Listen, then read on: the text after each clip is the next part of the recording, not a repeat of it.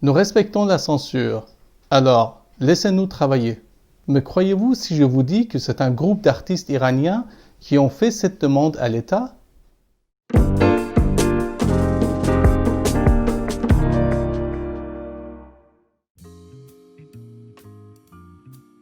Pour qu'un État parvienne à appliquer la censure à échelle nationale sans rencontrer de résistance particulière, il doit d'abord la faire respecter.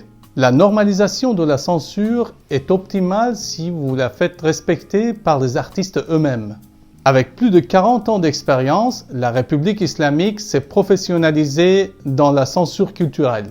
La normalisation de la censure en Iran est arrivée à un tel point qu'en mai dernier, 250 acteurs et metteurs en scène de théâtre ont écrit une lettre au ministre de la Culture. Dans cette lettre, ils ont demandé au ministre de ne plus exiger une deuxième autorisation pour la distribution de leurs travaux.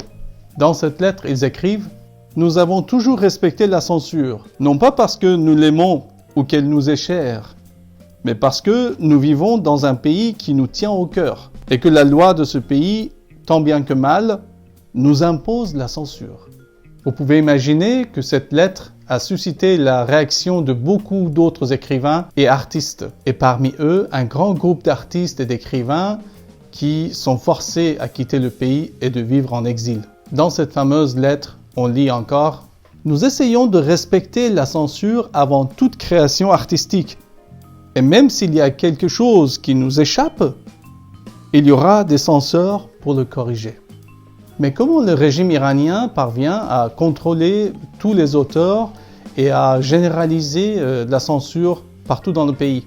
Eh bien, cela se fait par un système d'externalisation. Cette externalisation peut se faire à plusieurs niveaux.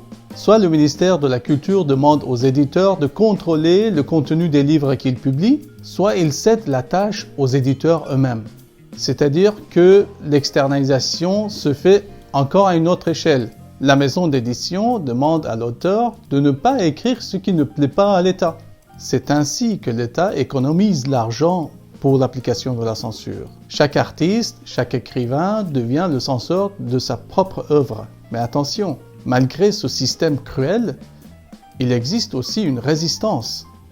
Il y a des écrivains, des auteurs qui résistent, qui sont aujourd'hui en prison, justement pour avoir résisté à la censure. Parmi eux, le grand cinéaste et dramaturge iranien Bahram Beyzaï, exilé aujourd'hui aux États-Unis, qui, lorsqu'il était encore en Iran, il écrivait « Je préfère me casser la main plutôt que de laisser faire de moi un censeur de mes propres écrits ».